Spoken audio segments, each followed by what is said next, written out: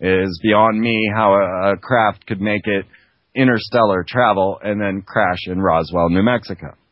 But if we're talking about their own personal craft from subterranean living environments, then crashing would seem quite ordinary. So there's my 2 cents on the Greys, the Anunnaki, and the Elohim. I know those terms have gotten so confused now because of the fact that we call it generally the Anunnaki, just as we generally call the secret societies the Illuminati. Let's go back to your calls.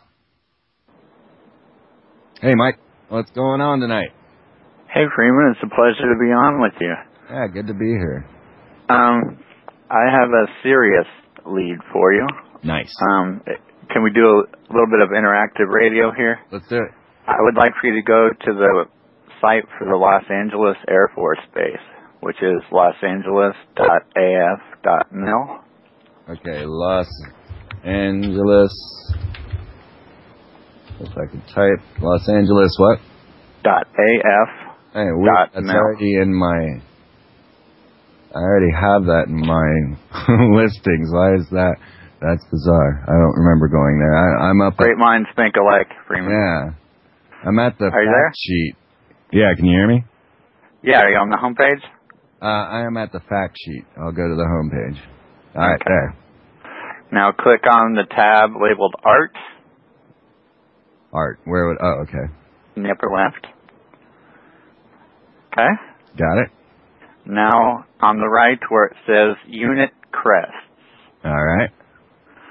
Do you like that second logo there? Are we looking at the wolf? Yes, that would be the Dog Star Sirius system. Yes. So we've got the Space Superiority Systems Directorate. Leader who claims to be control. The leader in space control, and that is the Dog Star Sirius, located in Canis Major, the big dog. Absolutely. Absolutely. And I guess those, well, maybe they're proposing the trinary star in those 3 crosses.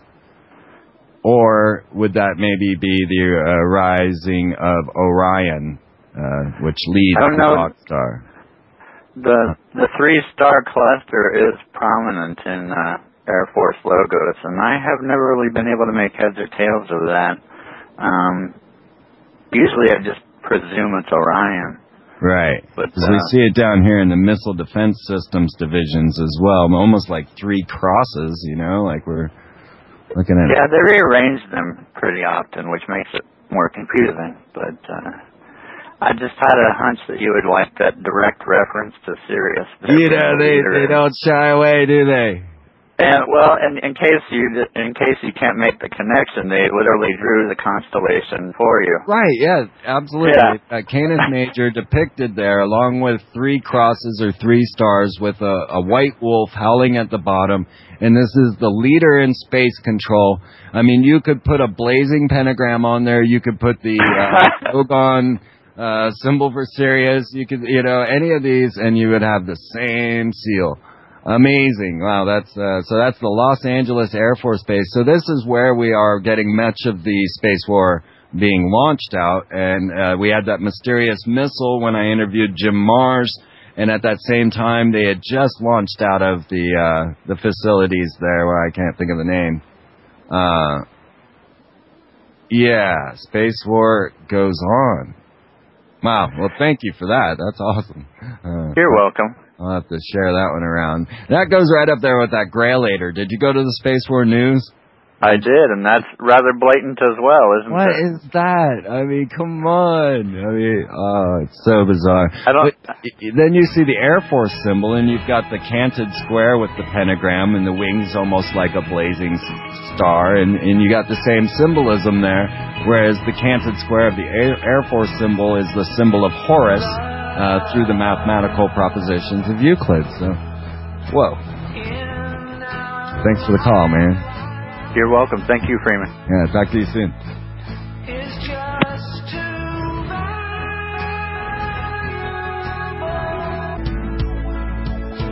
Yeah, very curious thing. If you guys didn't get a chance to check it out, it's the Los Angeles Air Force Military link, and you check out the Space Superiority Systems Directorate. Now, this is the mission of this Space Superiority Systems Directorate is, and this is so obtuse, to develop, deliver, and sustain unrivaled space control, what is that, capabilities, to ensure space superiority for the joint war fighting in our nation. Okay? So, yeah. What is that? Space control capabilities. Space superiority. Yes, that's what we want, right? The Space Superiority Systems directed at Los Angeles equips U.S. Air Forces with offensive and defensive counter space and space situation awareness systems to gain, maintain, and exploit space superiority. It has a multi-billion-dollar budget, 300-person program, 1,000-person industry team at multiple locations around the globe, or around the nation anyway. Very curious. Yes, we got to keep tabs on these guys, folks, because so many people, I mean, I was talking about the United States Space Force back in, well, 9/11, and people are looking at me like, oh, what are you crazy, a Space Force? And I'm like, man, it's in Cheyenne Mountain. What are you talking about? They just moved the missile defensive shield there. They've got Space Command there. I mean, good God, don't you watch SG-1? They all got the Space Command seal on their pouches. That's where they're at. This is what's going on. And then you want to take it one more level, recognize that every one of Barack Obama's administration has been a character inside of the SG-1 crew. Very curious. If you don't know what I'm talking about, go over to freemantv.com, check out Ancient Technology of the Future, and have a look at that image of all of the Obama administration along with the characters of Stargate. And so they're feeding this into our mind in subtle ways, and usually just the techies and nerds are picking up on it, and everybody else is going, human cloning, I don't need to think about that. Space war, you ain't got no space war. What are you, fighting aliens? And it has nothing to do with aliens, and I found that a curious reaction. I got that quite often as I spoke of the space war. I will be speaking in Houston at a Research Society symposium in August. I'll let you know more about that as I learn more about that.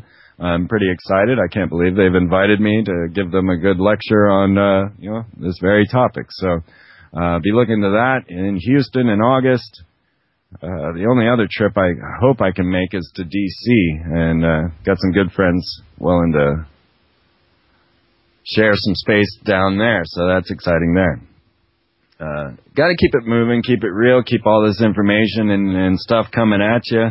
I haven't even had a chance to get the pictures from the Philadelphia Lodge up yet. I'm sorry about that. I'm going to get those up, and I'll get the end of the world maps from Gordon Michael Scallion. You see, I've been following the end of the world for a long time. I remember vividly that moment that I saw this strange man in black robes standing on the corner with a sign that said, "The end is near." It was really a surreal moment, one that you see in Hollywood scripts but don't really expect to happen in your life. And it was at a formidable time when I was really hating the structure of society. Really wishing the end was near. Because the endless rotation of constantly running on this treadmill to try and stay in place is just insanity. And we have to break away. Now, many years ago, I made the choice to break away. I said, I'm never going back. I'm never filling out another W-2. I'm not going to fill out another job application. And it has been now a dozen years since I made that moment, that statement, and made it so. And my life has been amazing and wonderful. And you guys see all the things I do and the people I meet and the things that go on. And I have no money, all right? So just, I'm trying to keep that real. I'm trying to keep you to understand that this isn't some sort of superior quality or something that allows me to do this or money or whatever. It's not. It's simple friendship, and everyone gains. There's no losers in the situation, and everyone loves it. So get out there, get on it, and realize that this is the true path you need to follow.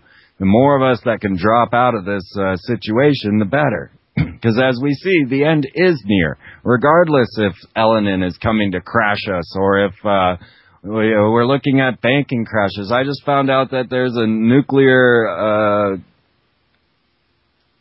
power station not too far from me in Nebraska that's gone critical and may get flooded out, and they're telling us to start eating our iodine and such. And so, you know, it's the end of the world all over the place. So if we can make it through the end of the world philosophy, you see, I've had a lot of time to kind of focus on that, because I remember the days that these maps by Michael Scallion came out for the crustal shift that was to occur on May 5th, 2000. I remember the exact place I was in the moment as the planets aligned, because, well, it may have been the end of the world. I wanted to remember it all. And now we're here again and again and again through end of the world scripts that are teaching me to live each day to its fullest, showing me that friendship is the only thing of value, that making memories is the only purpose of existence, that leaving monuments, statues, buildings, and structures are not the true potential of mankind, but the enlightenment, the beauty, the miraculous nature that each angelic being that you are can share with another is. And I know we're frightened of one another. I know we're going through hard times, and we're going to go through the stages of grief. And we're going to freak out, and we're going to be sad and mad and all of that. But eventually, you'll give up.